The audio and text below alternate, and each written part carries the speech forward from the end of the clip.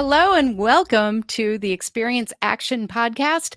I'm Jeannie Walters, and it's one of my favorite episodes where it's our monthly CX Pulse Check.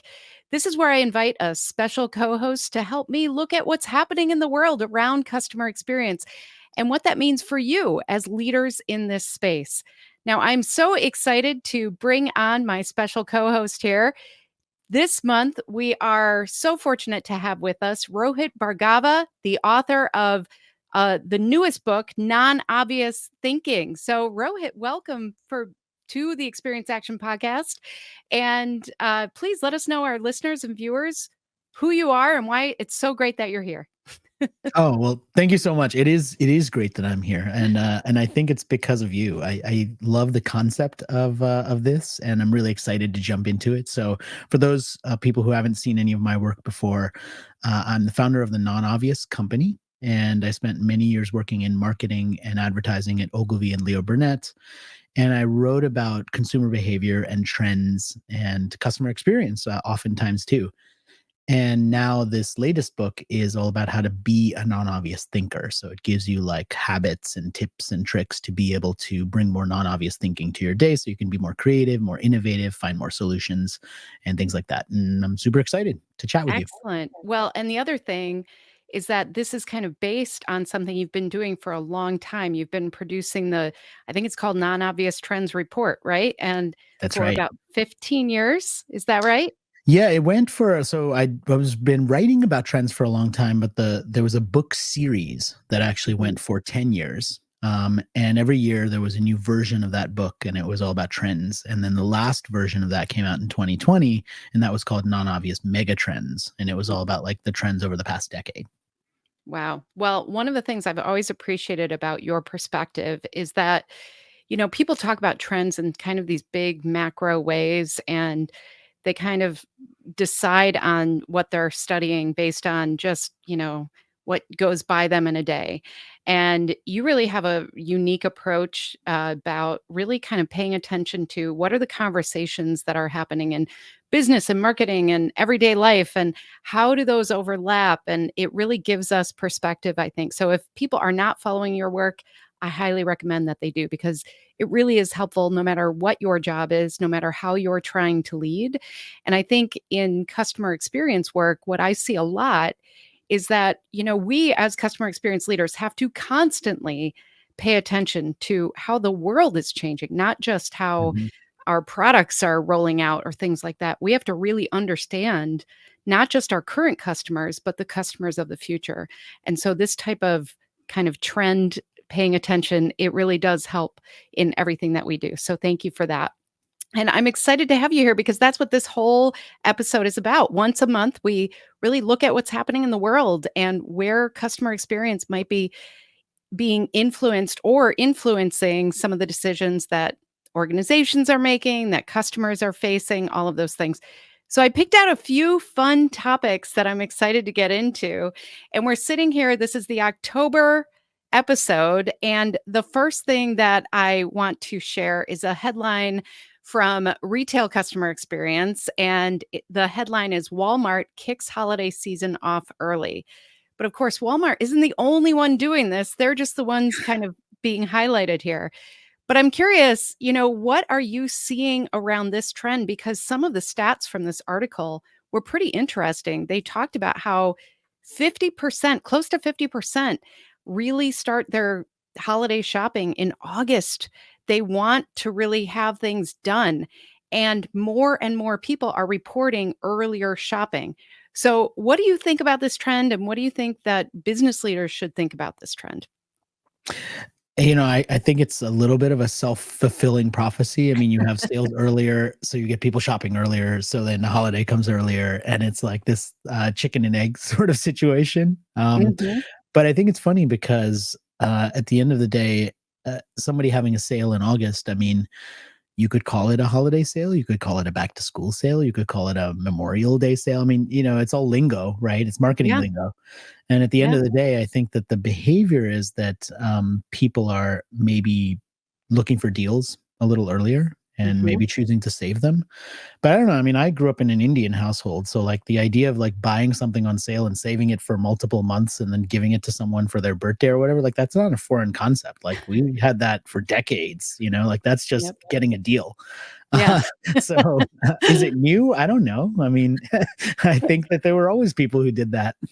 That's right, that's right, and I think that there's something here that I am thinking is both kind of a short-term and a long-term shift, and the short term is one of the things that I'm seeing is that instead of saying, "Well, it's a sale," they're using terms like, "Well, it's an inflation-free, option." So what they're really doing is providing a discount, but they're showing some short-term language that really appeals to people.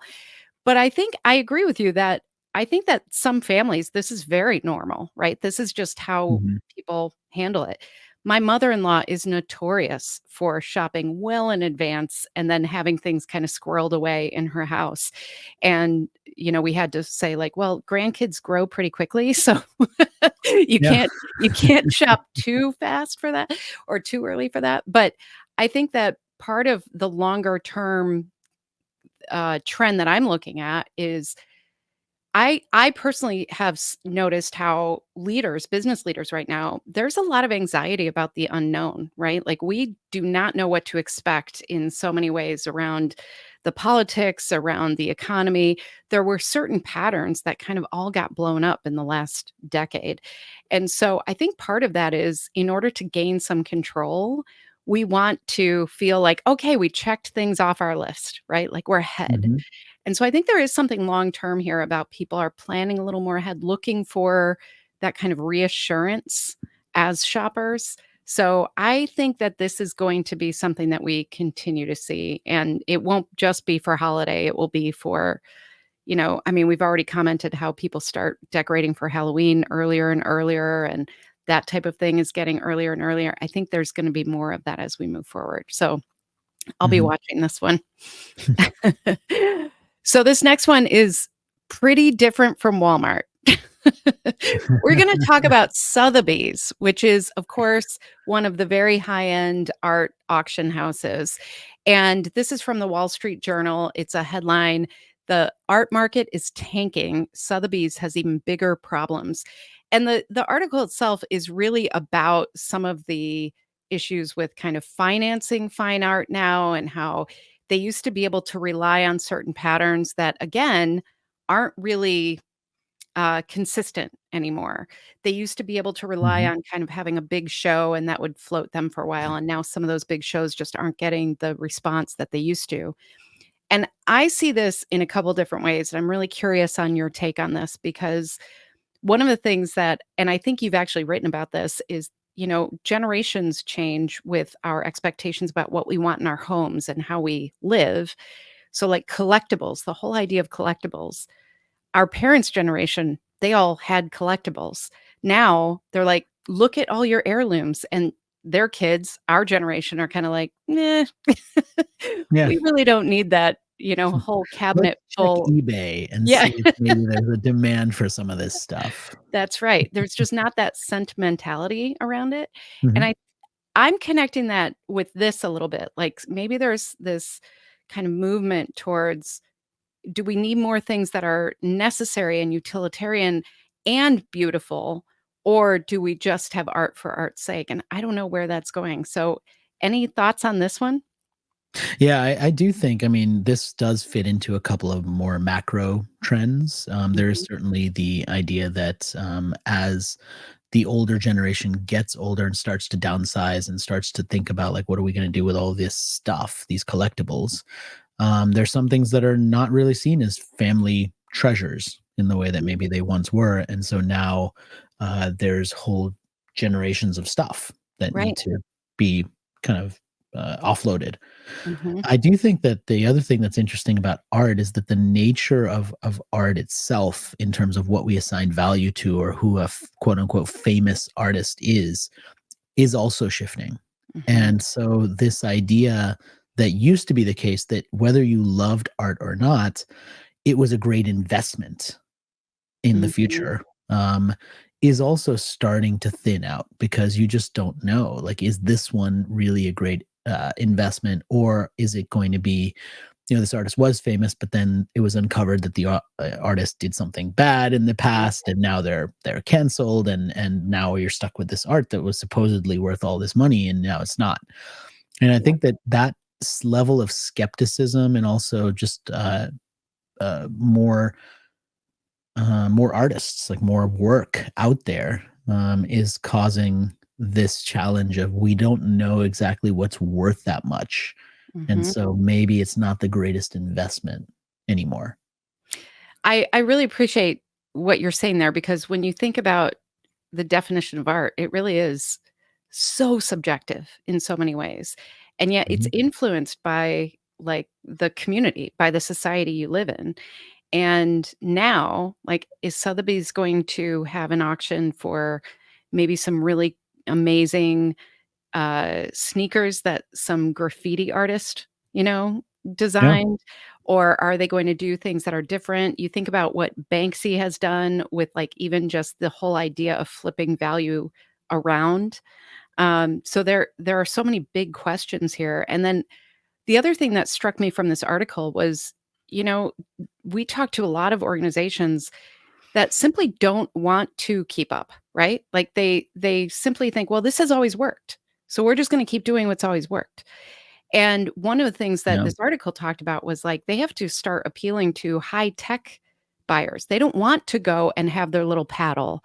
They don't want to go to through the kind of traditional routes of getting some of this.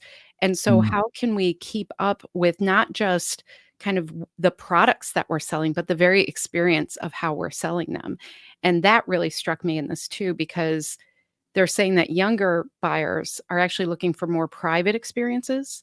They don't want Mhm. to showcase that they're there buying all this. They want to do things through their mobile phone. They want to, they know what they want, they know their limit, and they it's not about, like, the excitement of the auction anymore. It's about something different for them. So, I just think Yeah. it's a great example of, like, if you're not paying attention to the behavior of your shoppers and to what they're looking for next, then it's so easy to fall behind. It's so easy to keep doing what has worked, and suddenly one day it will not work. And it's really easy to fall into that trap, but the world changes so fast these days. You just have to pay attention. And Well, I think it's also the idea that, what was luxury for one generation, or at least considered luxury, isn't always luxury.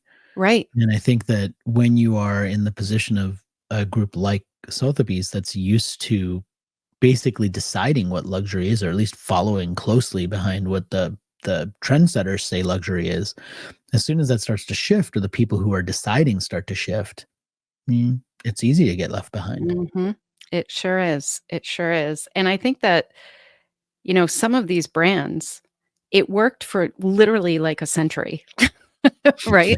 So Yeah. so all of a sudden, things that everybody banked on, and to your point, like, that assigned value, like, we assigned value to certain things for decades or a century, and now all of a Mhm. sudden we're shifting the very meaning of that. That's a pretty seismic shift for some of these organizations. And Yeah. when you're a legacy organization like that, maybe you think you shouldn't follow trends, but it isn't about following trends, it's about paying attention to what people are really expecting. Right. Yeah, it's I that one is gonna be interesting too, because I think if Sotheby's is struggling, people will start to really sit up and take notice of these bigger conversations about, what does art mean? How are we assigning value?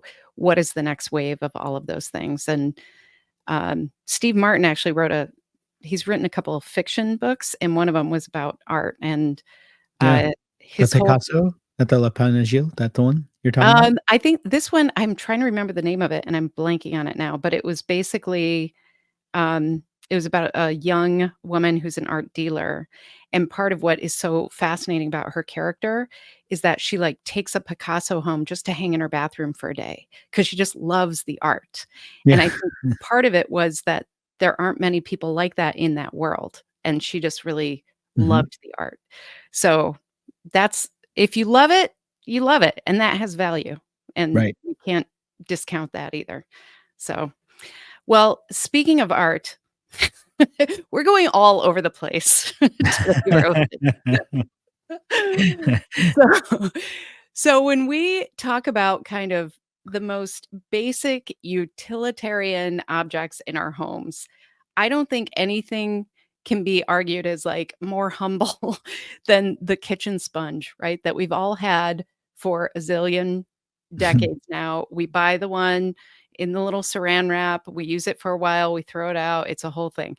And it was probably a couple years ago now that there became a viral sponge, and of course, you know I'm talking about Sponge Daddy, and now there's Sponge Baby, and they've got a whole line, but, this is from Wirecutter, and the headline is, "The Scrub Daddy Sponge Has a Cult Following, but is it better than this Wirecutter favorite?" And they really put it head to head with the more traditional Scotch-Brite, the green on one side, the yellow on the other, Mhm. and they did a honest to goodness review where they had, like, a pan that they purposely burn things on, and they tested both of them, and they basically came out pretty much the same in most cases.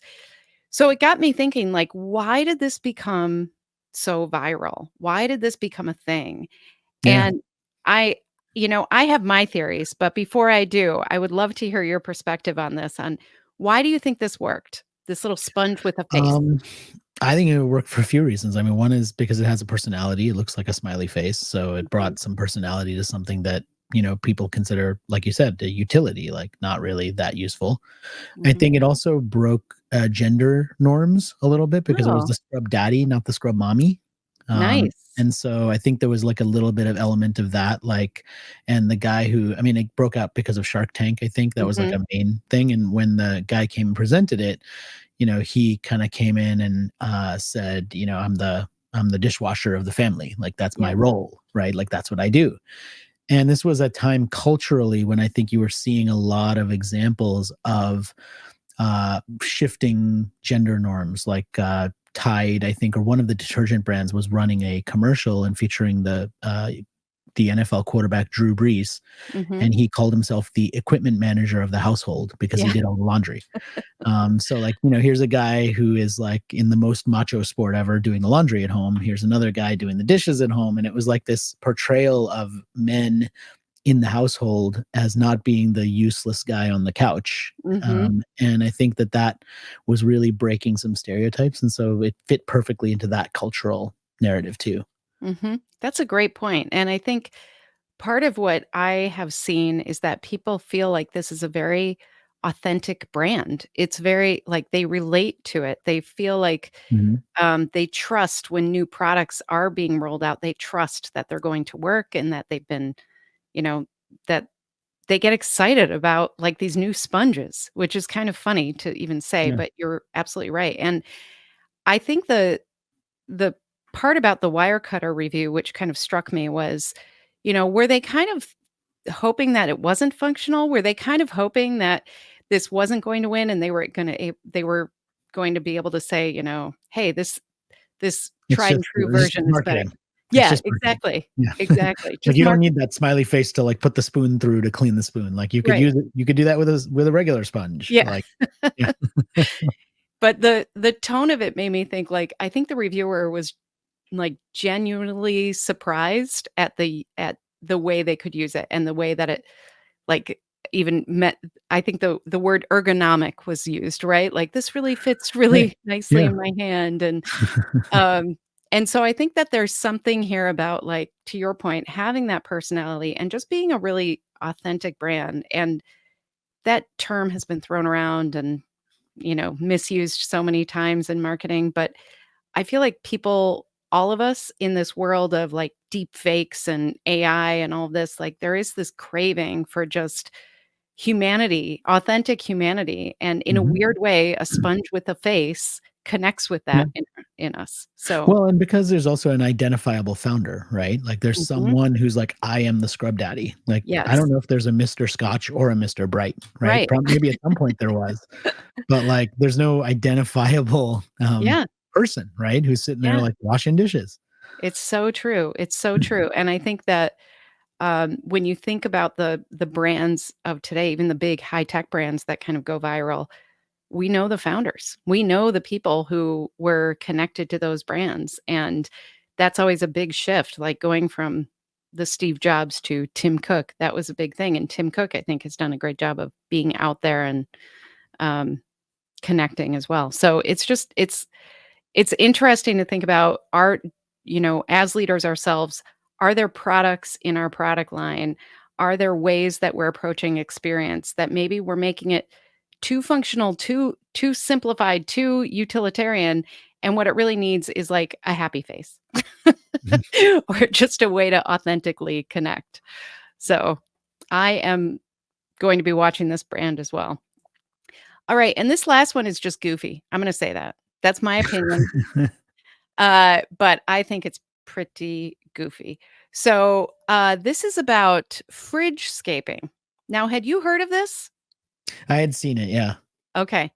So, I had kind of heard about it in the dark recesses of, like, Instagram and things like that, and I honestly wasn't sure if it was real, if people really did this, but indeed they I do, always and this assume it's is real, by the way.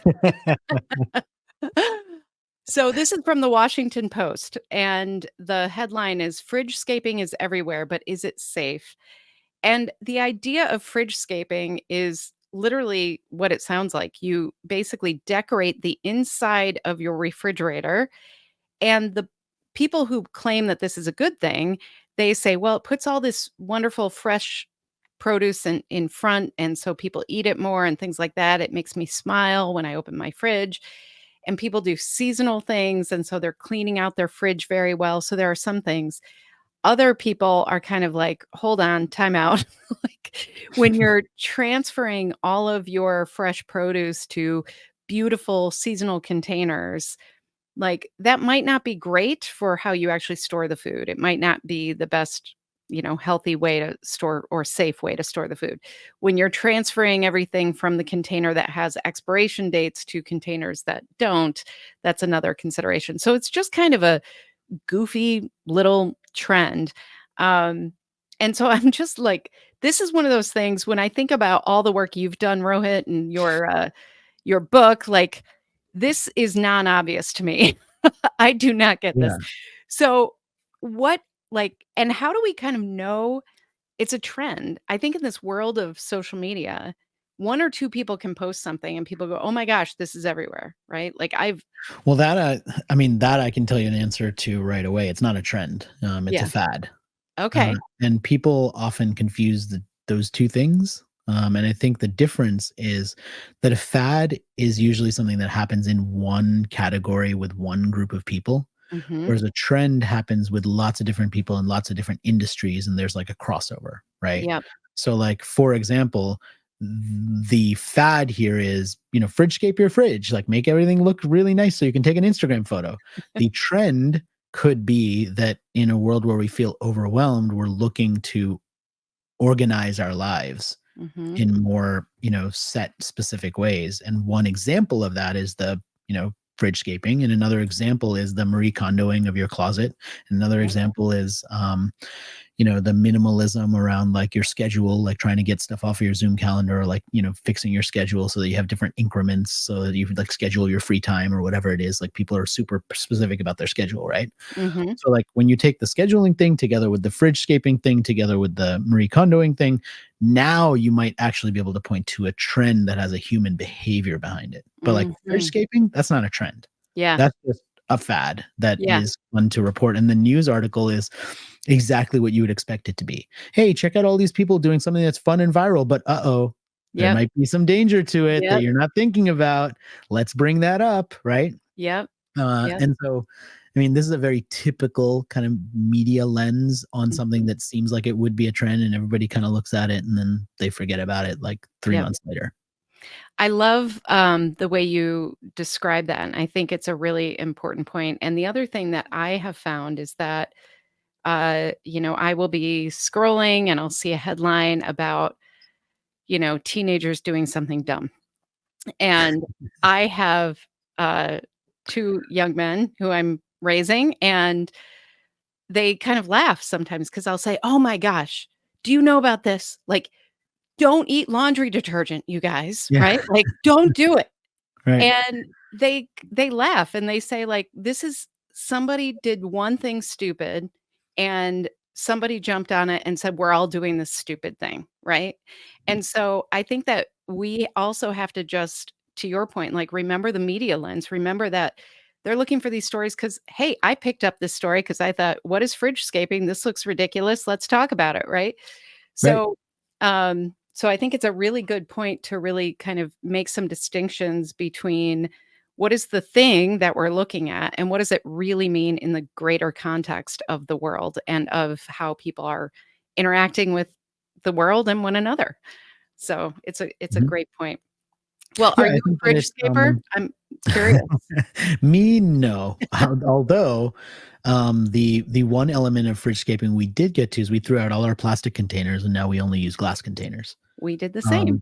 Um, which is a part of the FridgeScaping, and, like, the picture you showed was kind of, super theatrical, I guess. Yeah. But, like, if you look at some of these, like, FridgeScaping images that people are sharing, it's literally just, like, 25 glass containers that are all the same shape, same size, with all different food. So, Yep. like, it's basically your fridge, but with all containers the exact same size, so it's not as disorganized as most of our fridges typically Mhm. are, with different stuff and, apples thrown in the side, and then that, you know, jar of jelly all the way in the back that, Right. we forget about. Like, it's like that. Yep. Yep, for sure. Well, it's funny what you say about, like, needing control too, because we kind of touched on that in the beginning with the pre-planning holiday shopping and things like that. There seems to be a wave of that. And when my husband and I first got married, which is a long time ago now, but, we had a whole discussion because I used whatever pen was around for the checks, and he was like, "No, you have to use black ink Yeah. to record." And Yep. we had a whole discussion about that, but I realized that looking at a check register with all black ink was very important to him. Yeah. And, you choose your battles in these Right. relationships. Right. But I realized that was just about that moment of, like, that felt good. That felt like he had control over that even when other things were happening, like, that was important. And so sometimes you just have to go, "Okay, that's what it is." We all have something like that, right? Yes. Probably. We absolutely do. We absolutely do. I'm not gonna share mine, but I mean, I also this. I don't know if this is one, but, like, I don't understand people who go to the baggage claim and then don't remember what their bag looks like. I don't have any respect for those people. I have no idea. Like, how do No. you not know what your bag looks like? I don't Right? get that. I just don't get it. I don't either. I don't either. Maybe I I travel know. too much and I'm cranky, but that's just, like, don't travel. I mean, at Yeah. that point, like, really, or don't check your You bag. we're taking your license away to Yeah. travel. Yeah. That's I'm very sorry, you funny. picked up the wrong bag. You're banned from travel for 6 months. We probably have lots of travel things. I found that when you travel a lot, you have your little routines, and when people don't Mhm. honor those routines, they're just in my way, right? Like, Yeah, I mean, I'm hopefully a little more forgiving than that, because I do think that there's something to say about, like, people who are on the trip of their lives and oh, they don't yeah. really get to, whatever, but, like, Mhm. tie a ribbon around your bag or something, like, that's not that difficult. Right? Yeah, I'm with you. I'm with you. Well, this was so fun, and I'm so appreciative of your time and all of the work that you've contributed so far. And I just want to know, like, is there any kind of final thought here as we look to the future, as we look to 2025? What do you think business leaders, customer experience leaders should be thinking about when it comes to these non-obvious trends? Yeah, look, one of the things I say in my talks all the time is that the people who understand people always win. And I think that's especially true when it comes to customer experience and customer, anybody working in any sort of customer role. And what I hope we were able to do, my co-author and I, in the book, was give people some real techniques to be able to better understand people and pay attention to details Mhm, that are around. mhm, And sometimes it's not about having any special training or abilities, it's about intention. You just have to intend to pay attention, put that phone down a little bit and look around at what's going on and notice the details. And I think mhm. sometimes that leads to more creative thinking, it leads to more innovation. And It just makes us better, more empathetic people too. Mhm. So I know it's pretty ambitious to expect that a book could help anyone do all of those things, but that was our goal. That was what we were trying to do. I love it. I love it. And I did get a chance to read the book and I do highly recommend it. And I'll show this for the folks watching on video and I'll do my best to describe it, but it has all these great illustrations and even like the way you organize the content through this storyboard where you can really kind of see the overall macro thinking around this as well, which is Mm. really powerful. So it's not just like a book of do this tip, do this tip. It's they all tie together in this really unique way. And Yeah, that storyboard was, that was our replacement of the table of contents, and it yeah, was based on an actual whiteboard with a bunch of Post-it notes that was the storyboard for the book. I love So it it. was actually inspired by what we did when we were writing the Yeah. book. Yeah, there are so many great little tidbits in here, and, I just really enjoyed it, and I think I read it on a flight, so it's a quick, fun, easy read, so I appreciate that too. We get so much content these days, right? That having something Yep. actionable like that is really powerful, so thank you for that. Thank you. So, yeah, so good luck on the book and everything else that you're doing. So appreciate your time, and I really have just, really appreciated all of your work throughout the year, so thank you for that as well. Well, thank you. Thanks for the invitation. This was a lot of fun. Great, great. Well, thank you for being here and thank you for being here. We are always so grateful to have you along with us on the Experience Action podcast. Now, just a reminder, you can always leave me a voicemail at askjeannie.vip and that way I can answer your question all about customer experience or maybe FridgeScaping. We'll see. So, thanks for being here and we will see you next time.